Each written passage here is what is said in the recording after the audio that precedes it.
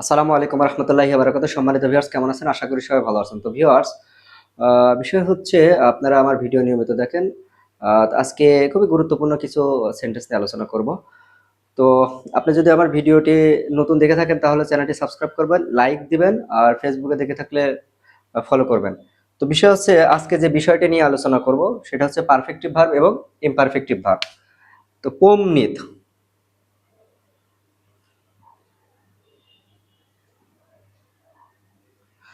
এটা হচ্ছে পোমনিত।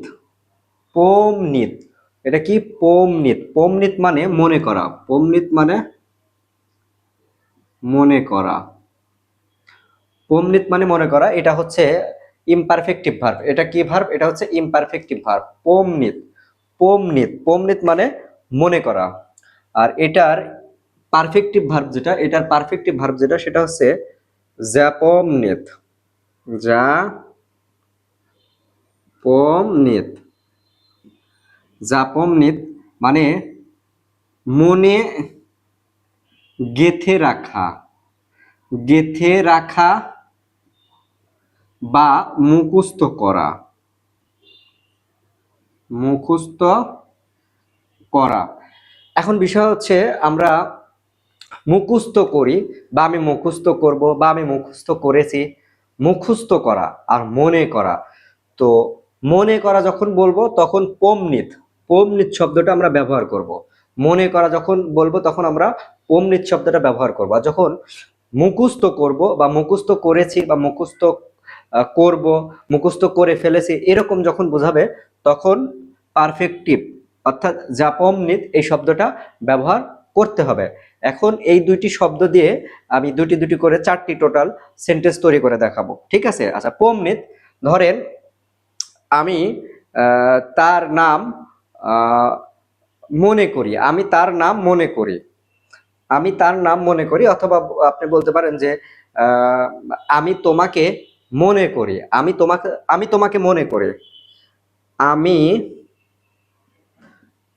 তোমাকে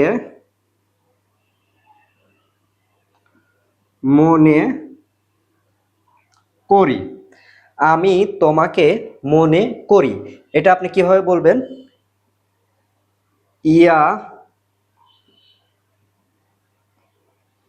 পমনেও তিবিয়া। ইয়া পমনু তিবিয়া। ইয়া পমনু তিবিয়া, আমি তোমাকে মনে করি। ইয়া পমনু তিবিয়া, আমি তোমাকে মনে করি। ধরেন আপনি যদি বলতে চান যে আমি তোমার নম্বর মুখস্থ করে ফেলেছি।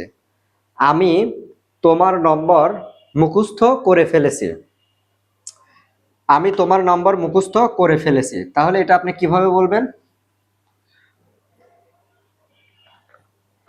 ধরেন আমি তোমার নাম্বার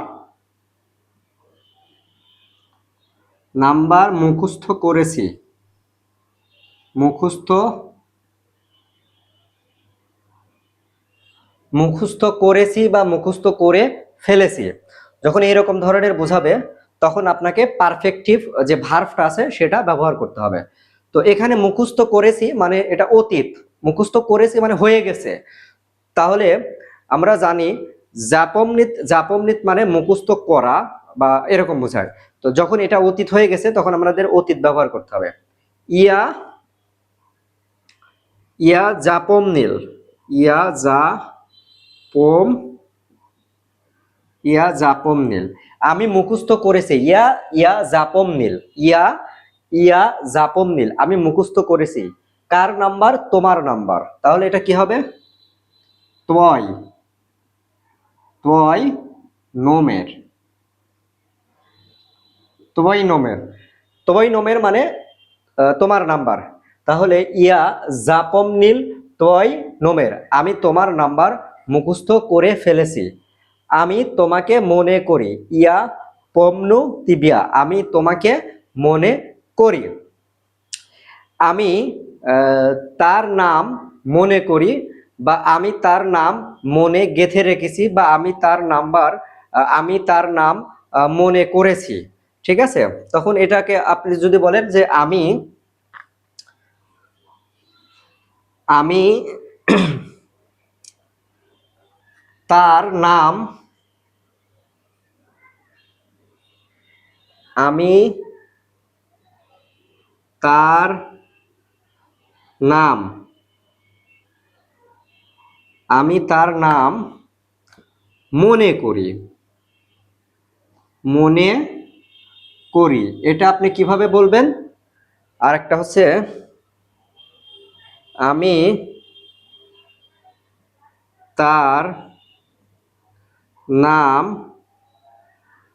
মনে গেঁথে রেখেছি